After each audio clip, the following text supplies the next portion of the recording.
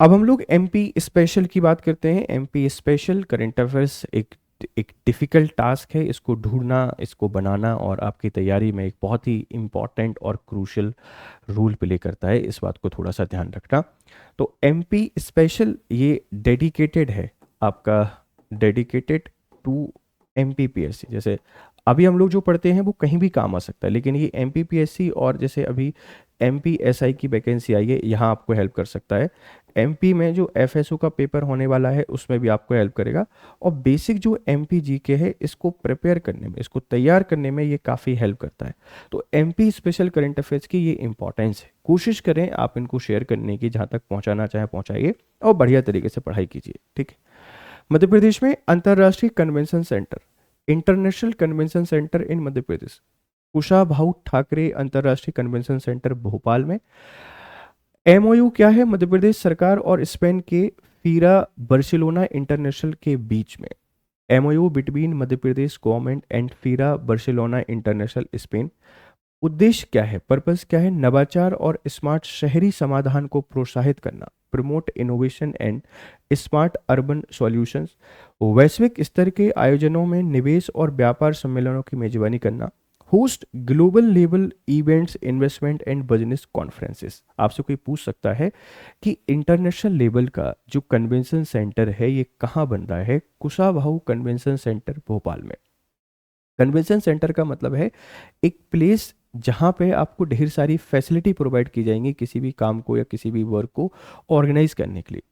मतलब एक तरीके से ये एक टूल के तौर पर काम करता है इंडस्ट्री जो है उस इंडस्ट्रीज और टेक को बूस्ट करने के लिए।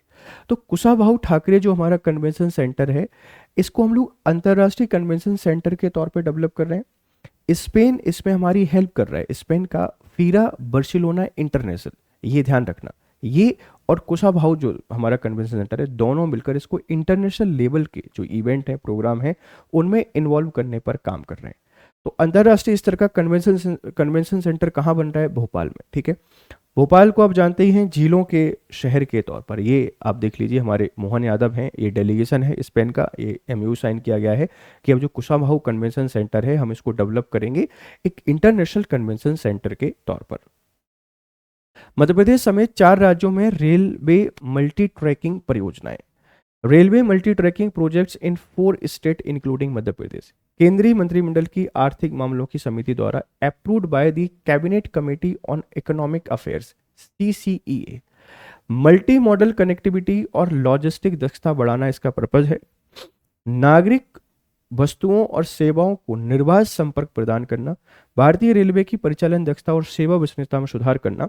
क्षेत्रीय विकास, रोजगार और आत्मनिर्भरता को बढ़ावा देना। कि जो मल्टी मल्टी ट्रैकिंग परियोजनाएं चल रही हैं ये भारत मतलब एमपी और 4 राज्यों में, इसका पर्पस क्या है? इसका पर्पस बड़ा सिंपल है कि हमारी जो जो क्षमता है, रेलवे की जो कैपेसिटी है, इस कैपेसिटी को बिल्ड करना है और बिल्ड करके एक बेहतर मार्केट हमको प्रोवाइड कराना है, ताकि बेहतर फैसिलिटी हम लोग प्रोवाइड कर सकें, चाहे वो गुड्स हों, सर्विसेज हों, पब्लिक हों।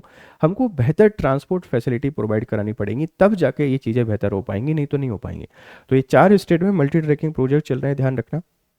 अब मध्य प्रदेश में मुख्य परियोजनाएं कौन कौन सी हैं? की प्रोजेक्ट, एक तो इटारसी भोपाल बीना चौथी लाइन, ये 237 किलोमीटर का एक प्रोजेक्ट है जो इटारसी भोपाल और बीना के बीच में, ये 4th लाइन है, मतलब चौथी लाइन यहाँ पर बनने जा रही है 237 किलोमीटर की।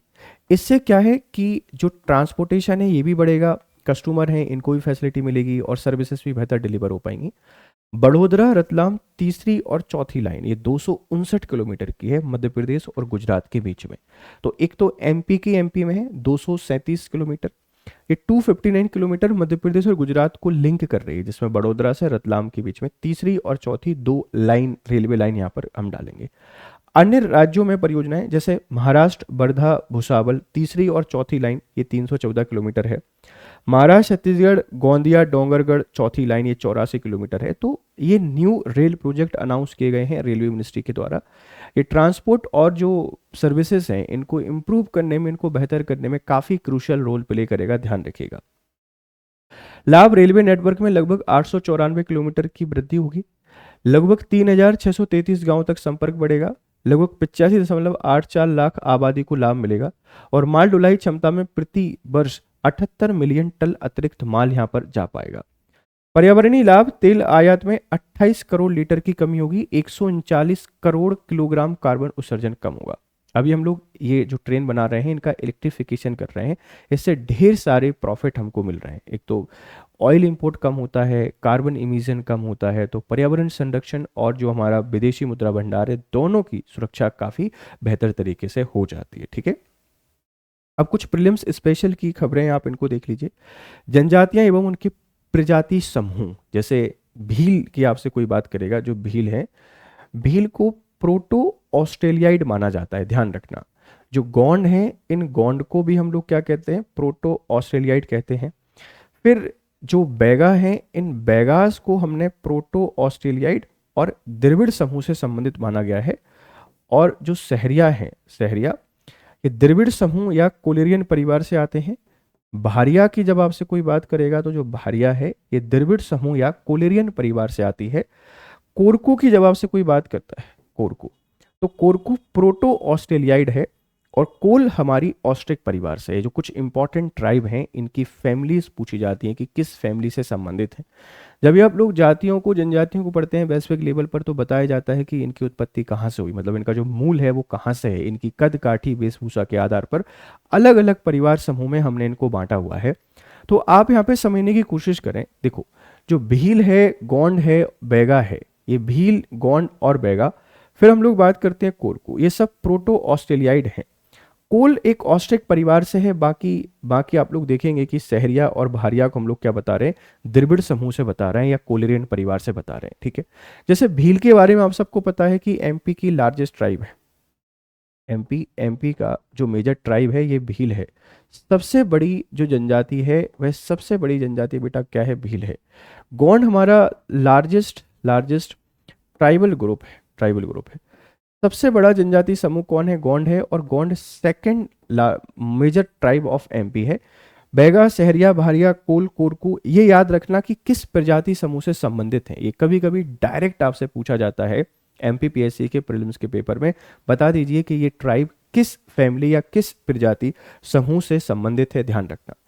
जनजातियां एवं उनके युवा गृह, है ना, युवा गृह मतलब आप इनको कहते हैं कि ये बेसिकली इनके रेसिडेंशियल हाउस हैं, या आप इनको कह देते हैं कि इनके यूथ हाउस जहाँ पर ये लोग रहते हैं। युवा गृह बार बार पूछा जाता है बच्चे। जैसे मुड़िया और जो गोंड जनजाति है, इस मुड़िया और गोंड जनजाति का युवा गृह घोटुल कहलाता है। तो आपसे कोई पूछ सकता है कि जो मुड़िया प्लस गोंड है, इनका युवा गृह क्या है, घोटुल। अच्छा, युवा गृह क्या होते हैं, वह जगह होती है जहाँ जनजाति के जो बच्चे होते हैं, लड़का और लड़की, एक साथ रहने की प्रैक्टिस करते हैं। मतलब जब ये शादी कर लेते हैं बिना फैमिली की मर्जी के, तो गांव के बाहर कुछ घर बनाए दिए जाते हैं जहाँ पर ये लोग रह सकते हैं, परेशानी का सामना नहीं करना पड़े। जनजातियाँ हमारी बहुत ही शानदार रही हैं, हमेशा मॉडर्नाइजेशन को एक्सेप्ट किया। जैसे हम लोग अगर लव मैरिज करते हैं, हमारी फैमिली एक्सेप्ट नहीं करती, हम लोग भागते फिरते हैं कहीं ना कहीं।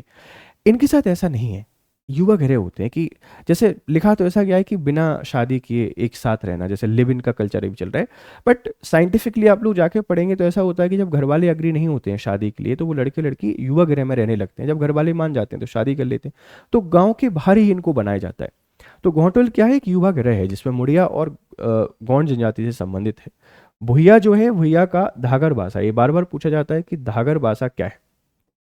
धागर भाषा, धागर भाषा बेटा भुइया जो मतलब जनजाति है उसका युवा गृह है। भारिया का रंग बंग है, जो भारिया है इसका हमको रंग और बंग देखने को मिलेगा, रंग बंग, ठीक है। उराव का धुम कोरिया, जो उराव है इनका हमको धुम कोरिया देखने को मिलेगा। और मुंडा का गति ओरा, जो गति ओरा है ये मुंडा ट्राइब का युवा गृह है। तो मुड़िया और जो गोंड हैं, फिर भुइया हैं, भारिया हैं, उराव हैं और मुंडा हैं, इन जनजातियों के युवा गृह या जो यूथ हाउसेस हैं, प्लीज इनको याद रखना। कहाँ बनाए जाते हैं, ये सब बनाए जाते हैं गांव के बाहर बनते हैं। और किस लिए बनाए जाते हैं वो हमने आपको बता दिया है। कोई भी इसको प्लीज अदरवाइज नहीं लेगा।